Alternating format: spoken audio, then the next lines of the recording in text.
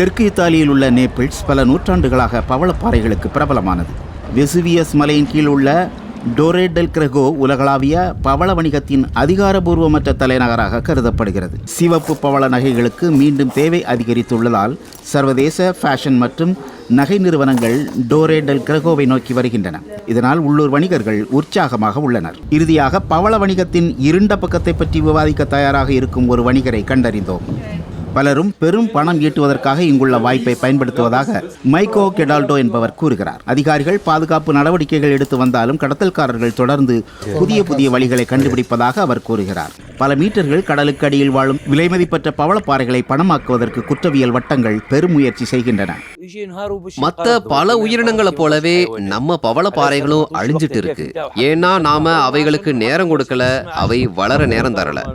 பெருங்கடல்களோட பொக்கிஷங்களை நாம பாதுகாக்க தவறிட்டோம்.